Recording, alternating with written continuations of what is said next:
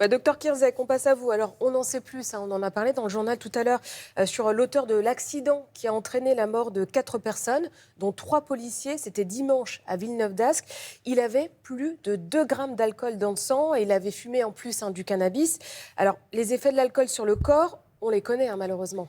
Alors, autre drame, et oui, on les connaît et on a l'impression que c'est un peu derrière nous. C'est les campagnes de sécurité routière, on les voit moins. On a l'impression que l'alcool, tout le monde a compris que quand on prend le volant, l'alcool, ça ne fait pas bon ménage. Il est bon de rappeler que c'est la première cause de mortalité. C'est l'une des premières causes de mortalité sur la route, encore aujourd'hui. C'est responsable de 30% de la mortalité routière, encore en 2023. Et votre risque, quand vous consommez de l'alcool, et là on était à 2 grammes, mais quand vous dépassez déjà le seuil légal de 0,5 grammes, c'est quasiment 18 fois, il y a plus de risques, 18 fois plus de risques d'être responsable d'un accident mortel. Donc l'alcool, ça tue parce que en fait, ça va complètement jouer sur vos capacités de conduite. Ça va rétrécir votre champ visuel. Donc la perception des distances, la perception des reliefs est complètement différente. Ça va jouer sur votre coordination des mouvements, vos réflexes. On sait que le temps de réflexe, c'est capital quand on conduit, vont diminuer la vigilance, la résistance à l'éblouissement par exemple, et on sait que la conduite avec une visibilité réduite, c'est un risque accidentogène. Si vous êtes en plus fatigué, tous ces facteurs vont se multiplier. Et en plus, vous allez avoir une espèce de désinhibition et donc globalement une sous-évaluation des risques. Bref, toutes vos capacités vont être diminuées quand vous êtes sous prise d'alcool. 0,5 grammes, ça correspond.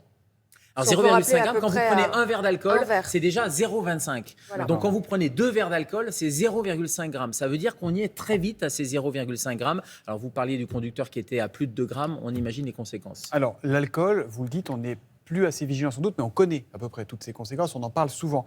Le cannabis, il y a parfois une espèce de tolérance chez certains qui disent oh, ça va, c'est pas méchant, etc. Quels sont les effets du cannabis sur le cerveau, le réflexe, le corps d'un conducteur ? Vous avez raison, on connaît moins et on a l'impression, alors tolérance non du côté des pouvoirs publics, parce qu'on ne doit pas conduire sous non, mais dans la emprise société, de cannabis, disent, mais c'est pas si effectivement on se grave. dit c'est un peu moins grave. Quand vous conduisez sous emprise de cannabis, ça multiplie par 2 le risque d'être responsable d'un accident mortel. Les statistiques sont très claires, avec finalement une aggravation de ce qui se passe avec l'alcool. Non seulement vous allez avoir encore plus de problèmes de coordination des mouvements, encore plus de diminution de vos facultés visuelles et auditives, votre temps de réaction va augmenter. Bref, quand vous êtes positif aux stupéfiants, alors on parle du cannabis, mais il y a d'autres types de stupéfiants, c'est encore pire, j'allais dire, que l'alcool, et on imagine les deux. Le cocktail.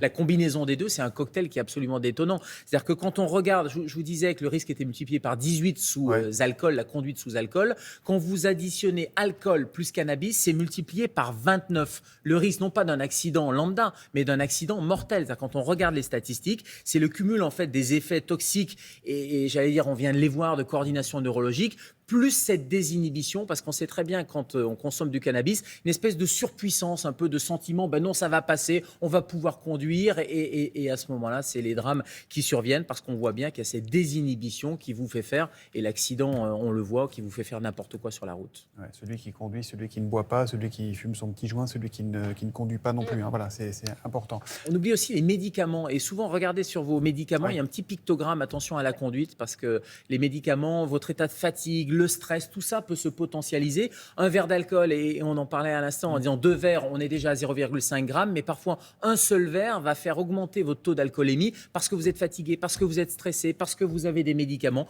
Tout ça va faire que votre état individuel aggrave encore les risques. On fait bien attention sur la route. Merci beaucoup, docteur, pour tous ces conseils.